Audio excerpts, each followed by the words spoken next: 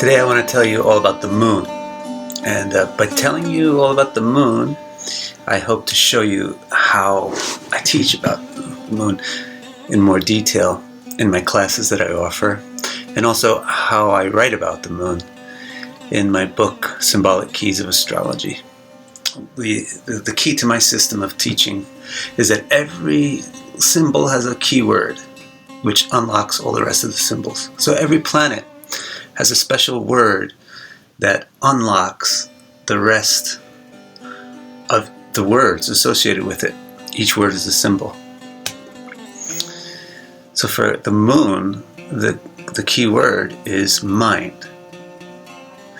But the trick about a word is if you don't understand what it means, it's pretty useless. If I start saying Govindam Adipurusham, you have no idea what that means, probably, unless you understand Sanskrit. Or if I start saying Boku wa anone 45 sai desu, you don't understand those words unless you know Japanese. So those words were useless.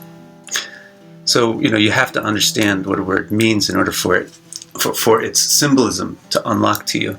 So we don't really have deep understandings of a lot of important words like mind or soul. So as to teach the astrological symbol, you often have to teach what the words mean. So the mind, what it really is subjective consciousness. It's subjective consciousness, consciousness from a certain point of view. And that's exactly what the moon is. The moon is out there in the sky making light, but not by itself. It's reflecting the sun's light. So the light is symbolic of consciousness, because light illuminates things and lets you perceive, to be conscious of things. So when light bounces off the moon, it means that this light is taking a specific location. So therefore it's subjective. It has a particular point of view. It's coming from a particular point of view. So the moon, the mind, it's subjective consciousness, subjective light. And the qualities of subjectivity, there's two qualities of subjectivity. One is that it changes, it fluctuates. And the other is that it's opinionated.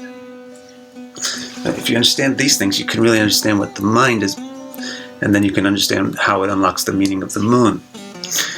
Subjectivity, it's fluctuating. Just like the moon, it's always moving in relation to the sun. It's never the same, therefore, it's never the same shape. And night after night, it changes its shape. So the same way, the mind is constantly changing its shape. It's constantly changing its position. It's constantly fluctuating. So when you say that the moon represents the mind, you just remember the mind means subjectivity. Subjectivity means changing position. Changing of position means fluctuations. Fluctuations means timing, rhythm. And fluctuation means moods. Especially since the first word that we're talking about is mind, fluctuation of mind means mood, changes of moods. So the moon represents moods. The moon represents things which have fluctuating patterns, tides, menstrual cycles, all sorts of cycles. The moon represents things which have rhythm, drumming, dancing. The rhythmic elements of those things is represented by the moon. All because subjectivity is a feature of the mind, and subjectivity means fluctuation.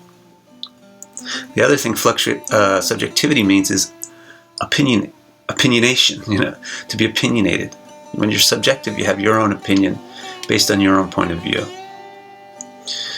So that's the key thing that the mind does is forms opinions about things. The opinion is based on your point of view. So when you say the moon represents the mind, it shows that Moon represents the nature of the person's opinionation. How opinionated are they? What are they opinionated about? What are their opinions like? The moon speaks about these things.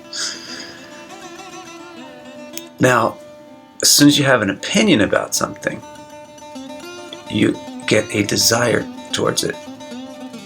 Opinion always leads to desire. Mind is subjective. Subjectivity means opinion. Opinion means desire. So, for example, let's say I think, this is a beautiful plant.